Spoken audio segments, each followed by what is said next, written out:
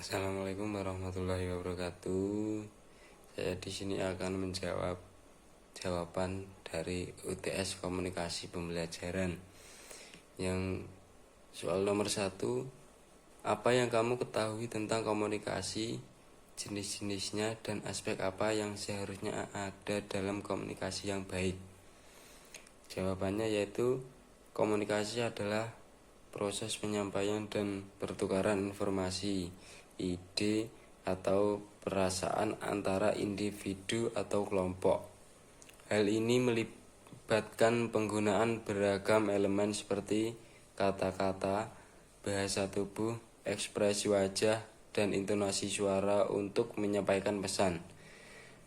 Komunikasi merupakan aspek vital dalam interaksi manusia dan memainkan peran penting dalam semua aspek kehidupan, baik itu dalam konteks pribadi, profesional, atau sosial. Jenis-jenis komunikasi. Yang pertama, komunikasi verbal, komunikasi nonverbal, komunikasi visual, komunikasi tertulis, komunikasi antar budaya, komunikasi formal, dan yang terakhir komunikasi informal. Aspek-aspek yang harus ada dalam komunikasi yang baik yaitu keterbukaan, klaritas, konsistensi, empati, kesesuaian, responsif.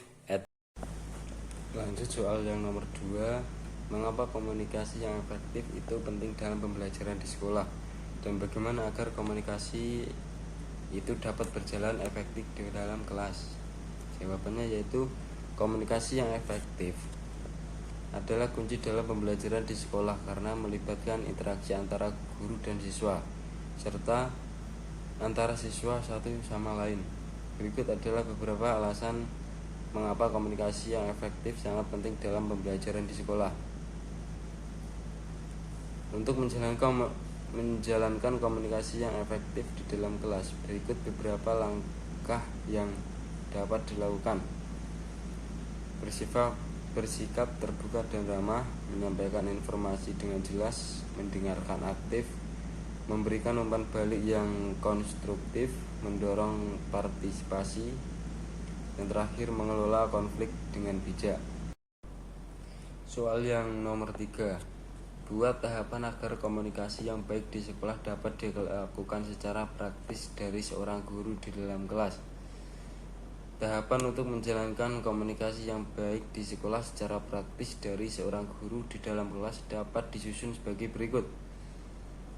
Persiapan sebelum pembelajaran, seperti halnya menyiapkan materi pelajaran dengan baik, mempersiapkan strategi dan teknik pengajaran yang sesuai dengan kebutuhan siswa, memastikan bahwa segala perlengkapan yang diperlukan untuk pembelajaran telah disiapkan.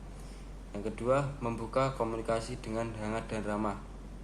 Contohnya, menyapa siswa dengan senyum dan sapa yang ramah, membangun suasana yang nyaman dan inklusif di kelas, memberikan pengantar singkat tentang apa yang akan dipelajari hari itu.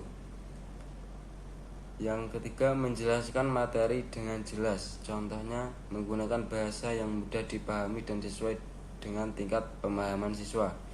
Menggunakan contoh konkret atau analogi untuk menjelaskan konsep yang sulit.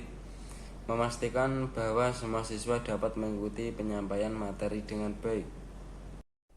Selanjutnya soal yang terakhir nomor 4, mengapa komunikasi bisa gagal dan bagaimana mengatasi kegagalan dalam komunikasi. Komunikasi bisa gagal karena berbagai alasan, termasuk perbedaan persepsi, kurangnya keterampilan komunikasi, gangguan dalam saluran komunikasi, dan konflik antar pihak. Untuk mengatasi kegagalan dalam komunikasi ialah sebagai berikut. Beberapa langkah yang dapat diambil: mendengarkan dengan aktif, mengklarifikasi pesan, gunakan bahasa yang jelas dan tepat, jaga keterbukaan dan kesabaran. Itulah tes tersebut. Terima kasih. Wassalamualaikum warahmatullahi wabarakatuh.